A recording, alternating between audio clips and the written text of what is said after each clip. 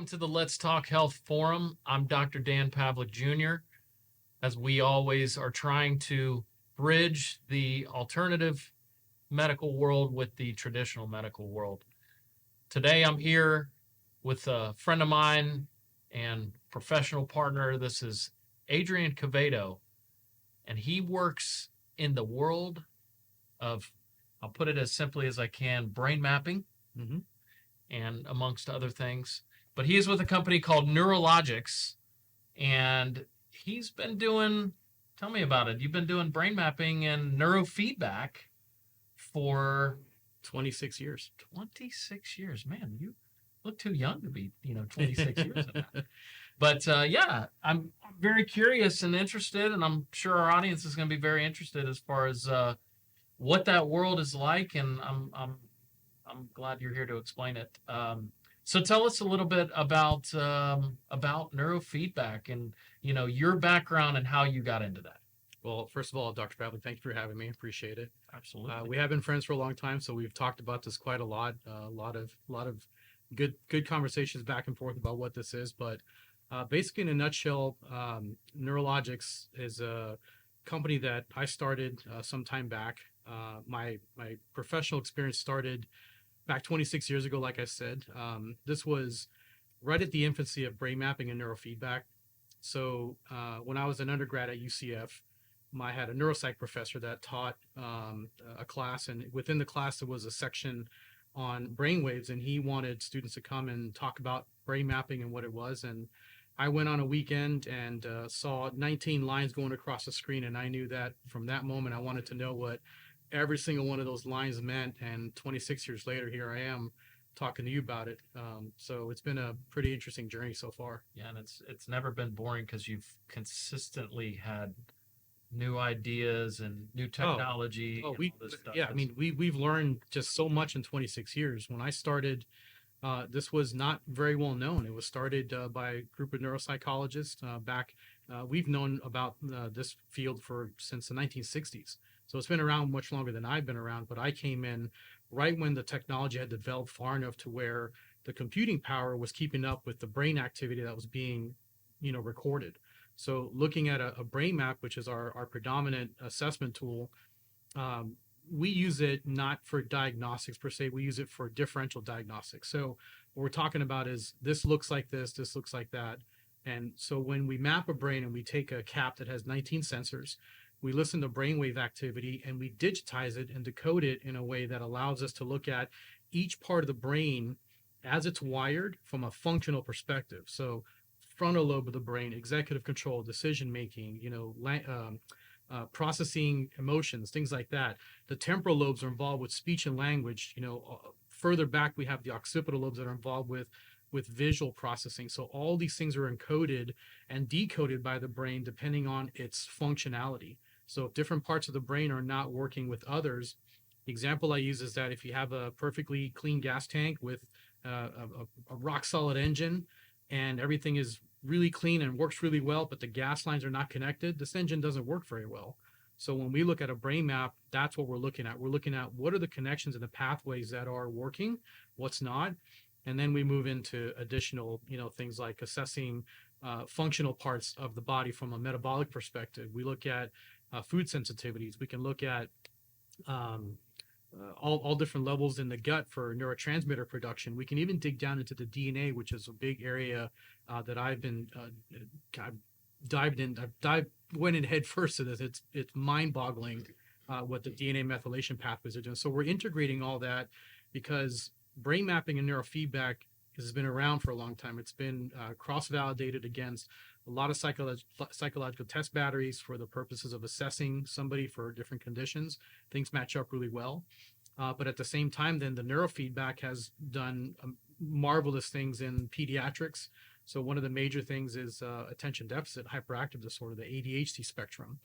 So that's been a big area of mine that I've spent most of my time really diving in deep to what is ADHD from a functional perspective, not just symptomology. So that's essentially what Newrologix is our pursuit is to understanding the body in perspectives from all the way from the brain down to the gut and what those connections are. Well, let's dive into that. Yeah. Basically, so, it's been around since the 1960s, you said, Yeah, correct? 60s, 70s, yeah. And, you just explained the kind of the correlation between neurofeedback and there might be a little confusion with people with biofeedback and neurofeedback. Yeah, great. Can I'm give glad that you much? asked. Yeah, so neurofeedback is a type of biofeedback. So biofeedback, you can, hold a thermostat and change body temperature. You can regulate your breath. Heart rate variability is another form of biofeedback. EMG is another form of biofeedback that you can utilize. But neurofeedback is specific to the brain because we're giving the brain feedback about its performance. So in a neurofeedback session, after we've evaluated the brain and seen which areas are producing too much or not enough of a certain frequency that can have a direct effect to that specific location, then we put single leads and the participant will sit in front of a computer monitor and they'll just watch a movie.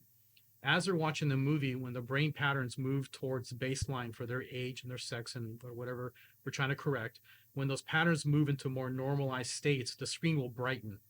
And if the brain produces patterns that are distressed, unfocused, distracted, or tense, the screen will get dark. And what happens is that over time, the brain learns how to control the brightness on the screen. And that's a form of what we call operant conditioning. You may remember classical conditioning with Pavlov, the dog, and salivation and the bell. Experimenter came into the room, the bell rang, and the dog assumed that it was getting food, so it salivated. That's a classical conditioning method. Operant conditioning introduces a negative stimulus. So essentially, I use car analogies a lot because they're understandable. Everyone drives a car. So if you get in your car and you drive off without buckling your seatbelt, the car will ding, ding, ding at you until you buckle your seatbelt. So what you've been operantly conditioned by the car companies is to buckle your seatbelt before you drive off by dinging that bell.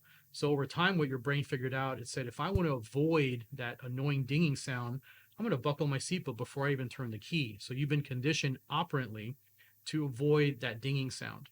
The brain does the same thing with neurofeedback, where it's trying to avoid the dark screen by producing only the right patterns. And over time, the brain learns that. Very, very subconscious process. There's very little someone can do to influence it. It's not, I tell my kids that are doing neurofeedback, it's not Jedi mind tricks that you're playing on the computer. Your brain is literally being monitored and being rewarded for producing the correct patterns and being punished for producing the wrong patterns with that dark screen. Over time, the brain learns, oh, if I do this pattern, I get rewarded. Oh, I did it again. Let me do it longer.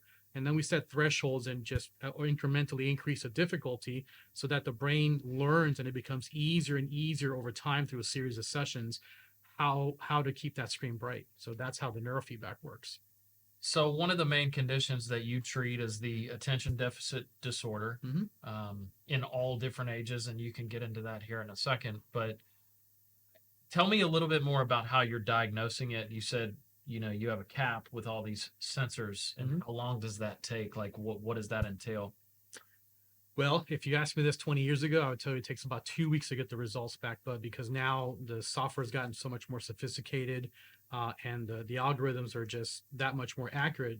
The database that we use, it has over 1 million people in it. It's it runs first and second, in the world with the largest amount of data in it. But when we run your individual brainwave patterns and data, we run it through the database system, we almost instantaneously get a report back. So this is a very quick turnaround for providers, for families, or people that are wanting answers quickly, because it's not going to be, we'll get back to you in 2 weeks when the lab gives us back the results.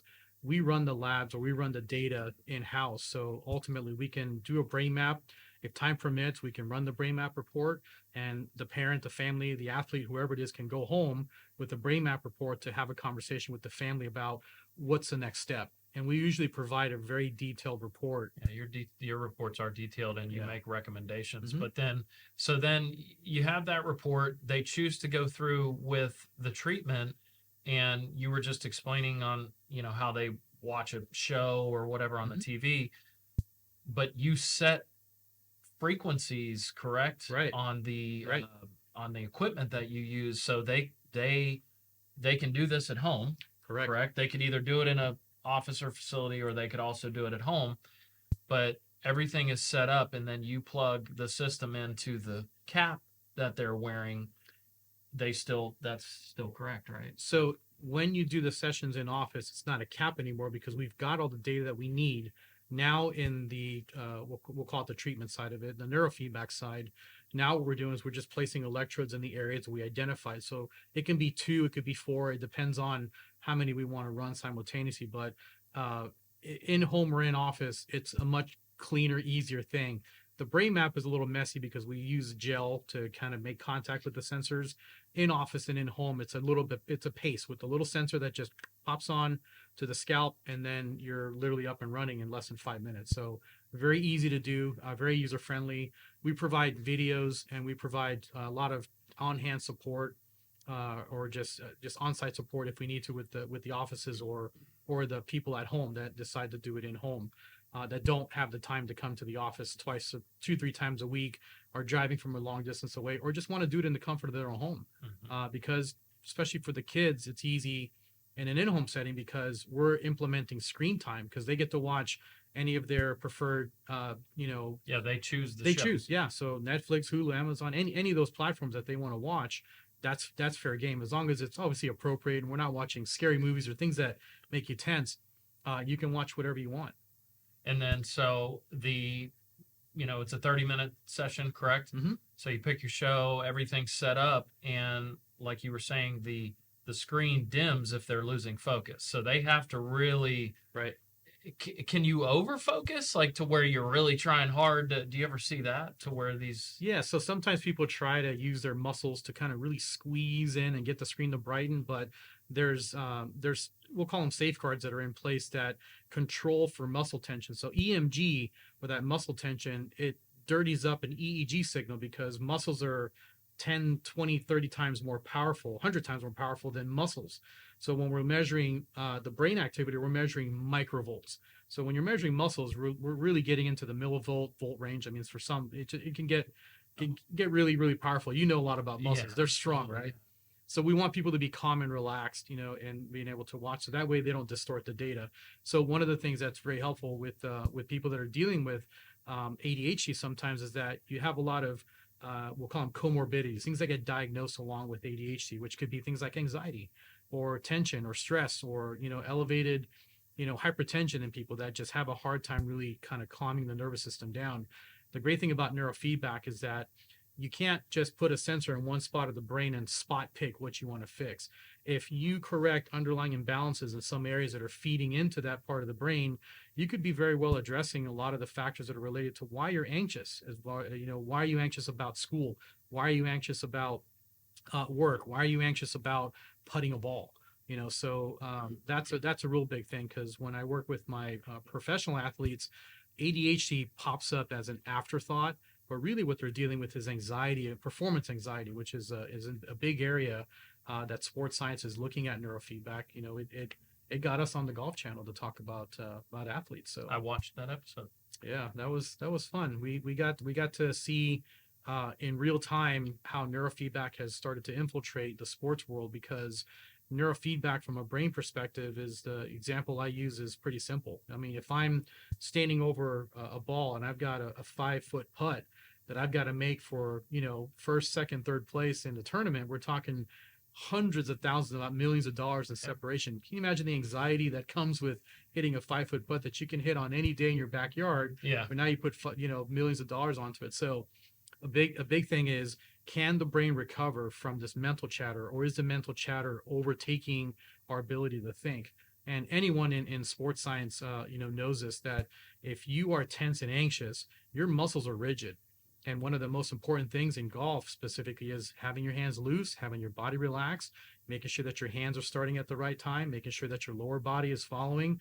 And there's a sequence to it all. But if you're stressed and anxious, everything gets rigid and tight. And now you're seeing people with the yips, and that's in the brain. Sports psychologists talk about it all the time. So this is one of the things that neurofeedback is good at. It's good at finding which parts of the brain are contributing to the problem, because remember, this is a functional assessment of the brain.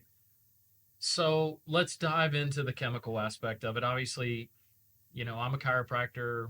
We treat patients non-pharmacologic, and non-medicinal. People come in to see you that are probably taking medications for these conditions, and they don't necessarily want to be taking those. Right. So, what are you seeing as far as, you know, how many treatments in would you say is the fastest you would see where a patient's goal is, look, I have anxiety or I have attention deficit disorder. I take these medications. I don't want to take them anymore. Right.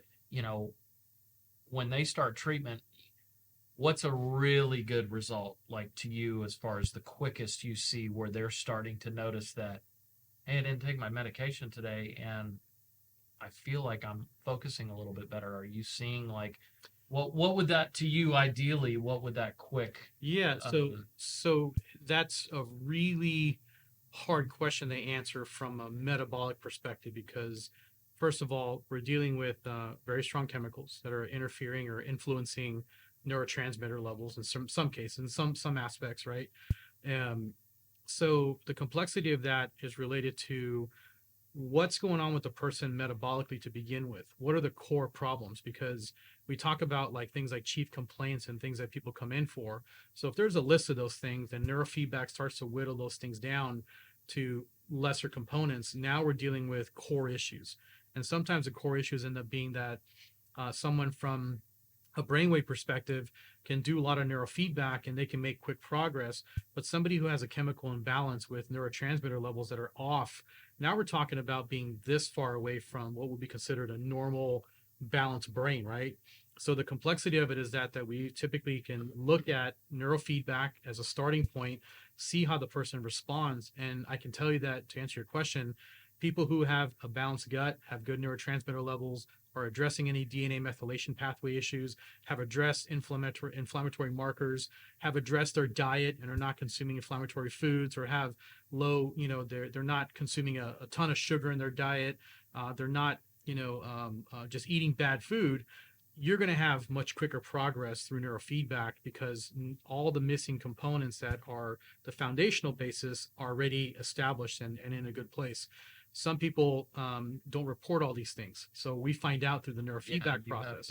It's a process elimination pretty much. So that actually you answered that question perfect, because that's also what I wanted to talk about a little bit, because those are other things that you'll make recommendations of to your patients as far as, you want the treatment to be successful. People are, how do I get better? That's what everybody looks at, right? But you also have these other options. So you have to break down that nutritional aspect and make recommendations potentially 100%. And that typically, will you make those recommendations like on your initial report, just to say, based on the areas of the brain you see in that initial report, you might want to look at this, and this. Yeah, so there's a nutritional aspect. That's great. That's a great question, because a big part of what we do in our intake process is we have questionnaires, and these questionnaires look at physiological aspects of what you're dealing with on a day-to-day basis.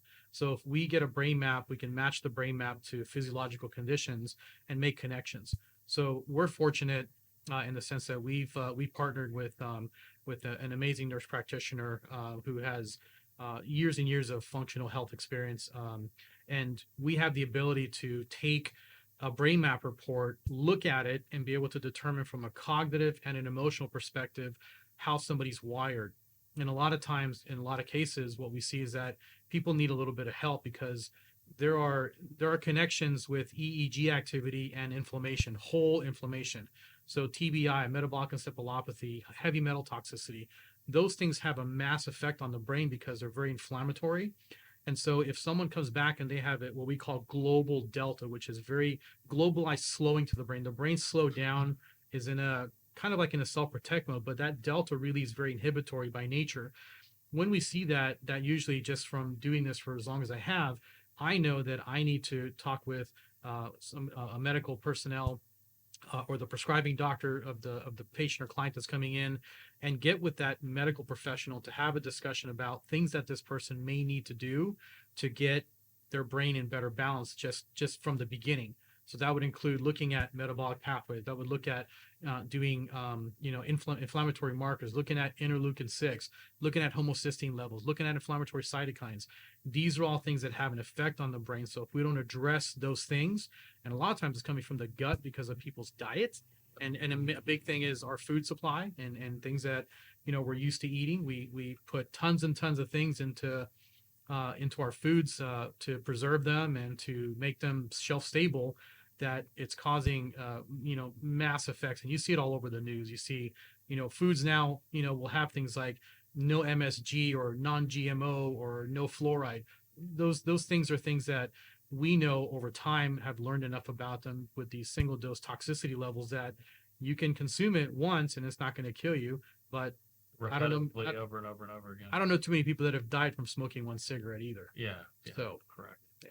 No, that answers that question. But going further into that,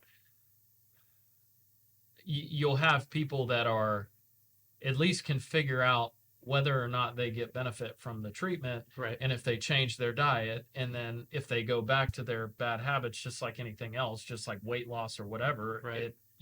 They can at least tell and say, I was getting better from a standpoint. I changed my diet, and now all of a sudden I'm eating bad again. So this problem is coming back. This ADD issue is coming back. But from a standpoint of your professional athletes, I mean, from what you've seen and treated, are they on a pretty regimented? Are they a little bit easier to treat just from an aspect of their diets are better? Do you notice that? Or? Yeah, I mean, I would say that top tier athletes. I mean, I was lucky enough to work a while back with Michael Campbell, who won the 2005 U.S. Open, and I mean, we got into a lot of conversations. Michael's such an amazing guy. He'll tell you his life story. He's such a approachable person. After winning the U.S. Open, he really, the success of it all was a lot for anybody, right? So over time, you reach the pinnacle, and then that pinnacle it's hard to stay on that mountaintop, right? Considering that in that 2005 U.S. Open, Tiger Woods was on his tail, so he beat Tiger in that U.S. Open. The amount of pressure that he had at that time to sustain that for long periods of time, athletes have to maintain rigorous diets, rigorous exercise, schedules, and all those things are certainly in place. And we definitely talked about those things. Michael's always been in great shape.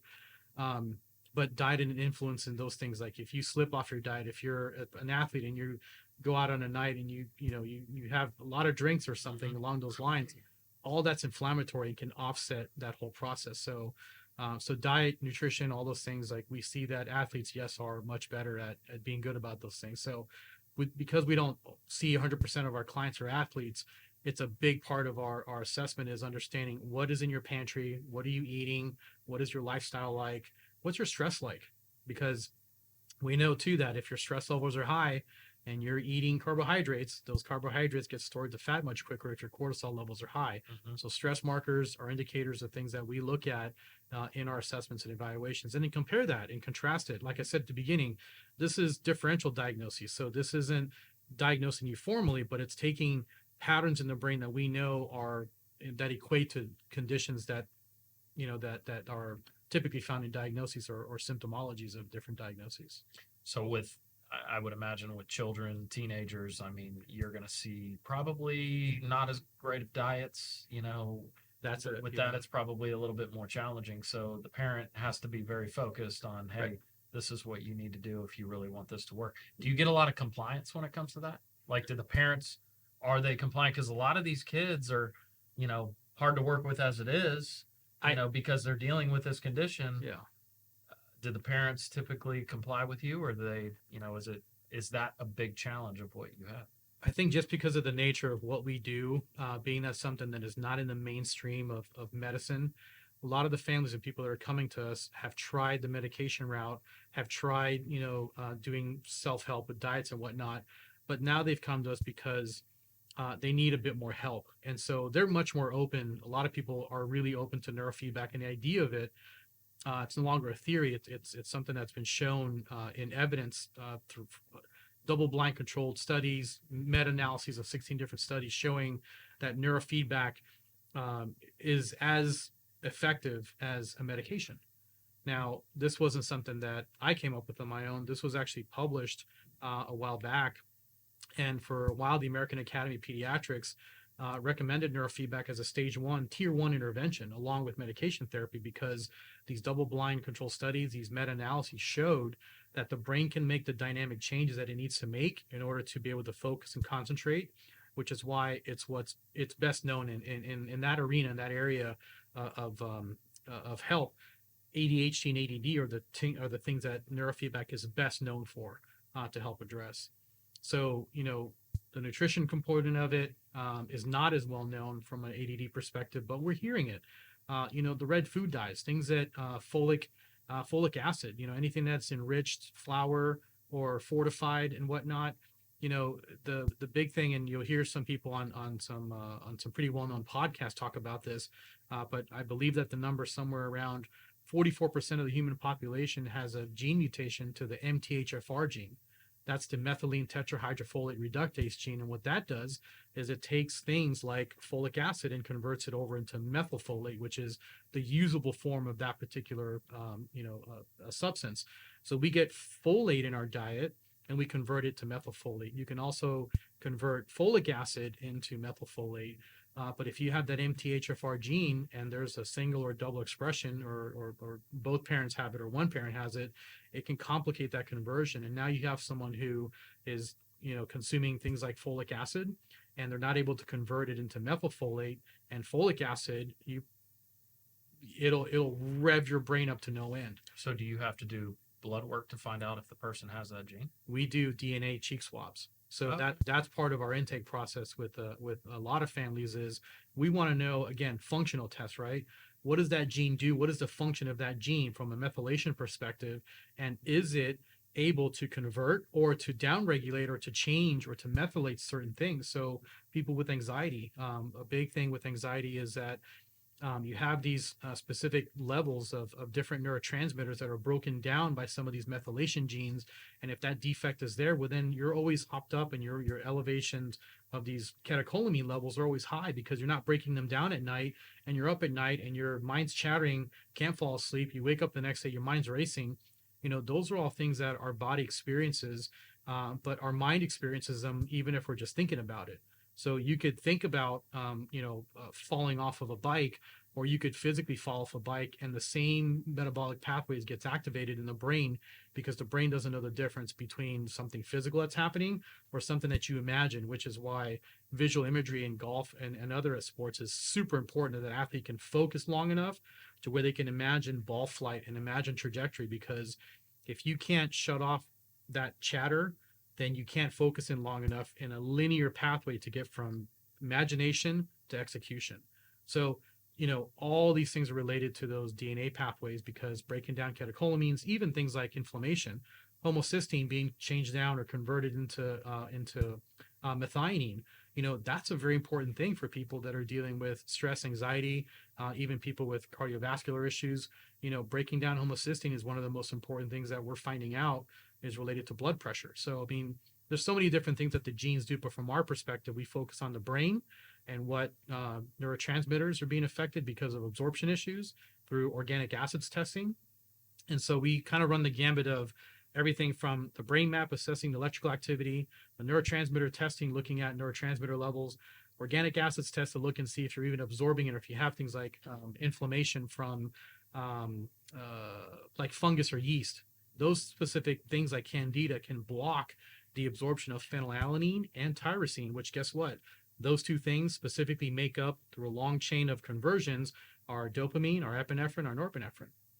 And then so, knowing from a functional perspective what somebody's gut, their brain at the DNA level, and at the EEG or brainwave activity level, I think is why our program really, it just really covers the full basis of all these different things that we're talking about. Well, the amazing thing is, like, you read about it or you hear about it, or people that watch these videos, they might look at, neurofeedback sounds great. That seems easy. I'll sit in front of a TV and I'll watch, but I mean, look what else goes on in the body. I mean, Yeah. that's what people have to understand, is that what we put into our bodies and how we take care of ourselves and the maintenance aspect of the body is so important. The phones have got to be creating a problem now. I mean, these kids, they're on their phones all the time. They're being overstimulated. They're up late at night, like you said. So I mean, dopamine. I mean, all the main things that you see there is all that. Why do they make blue light blockers for people?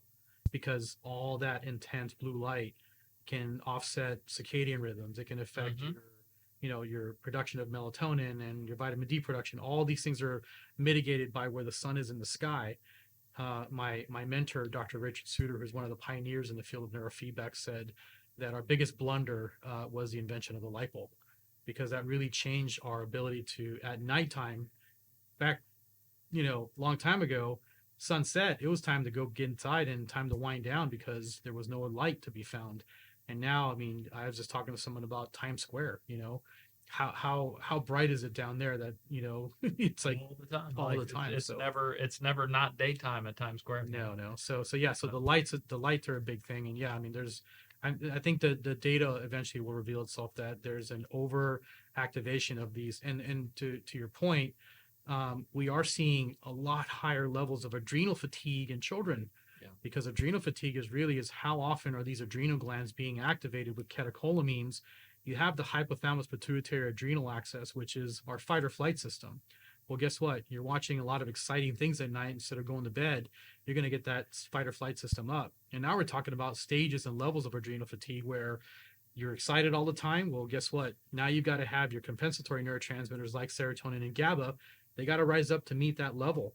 And over time, what happens is you deplete them all. You can't, unless you're putting in the right substrates to make neurotransmitters, you're not replenishing that storage. You're depleting everything. Now you're in adrenal fatigue. And how many people have been talking about adrenal fatigue for the last 10 years? And we see it more and more and more, and even younger kids.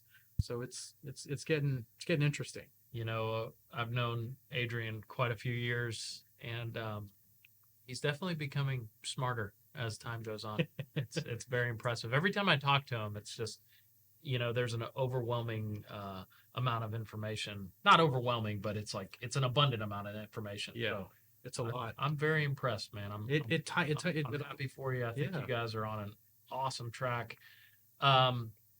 His website is neurologix.com.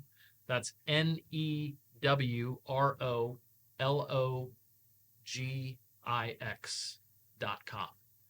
And he is even willing to share his phone number if anybody has any questions or wants more information. I mean, once again, he's got a lot of knowledge. He's got a lot of years behind his belt in this field. I'll allow you to go ahead and give your number out if you'd like to anybody that would like to reach out to Adrian. Yeah, thanks. So my phone number is 407-963-6400. We have people that will answer the call or they'll forward it to us. And so I'm happy to talk about this. If you're a provider, you're an athlete, or you're a parent that has struggled with anything related to the ADHD spectrum, even autism spectrum, these are the things that we do on a day-to-day basis. So I'm always happy to talk about it. Feel free to reach out. You can also email us at hello@neurologix.com. So hello@neurologix.com. Adrian, I greatly appreciate you being on the show. Thank you. Thank you for having me. Absolutely. I mean, this is just one aspect of the things we're trying to do with this show and what we're trying to get out there and, spread the good word on how people can be taken care of. I mean, that's what Let's Talk Health is all about. And as I always say, we're trying to, to bridge that gap between the alternative side and the traditional medical side. But, we'll continue to have people on and provide as best information as we can and informative videos for everybody. And as we continue to try to do the right thing to take care of our patients and take care of everybody out there. So that wraps up this week's show. I'm Dr. Dan Pavlik. This is the Let's Talk Health Forum, and we are sponsored by the Access Health and Wellness Association. And we look forward to seeing you next time.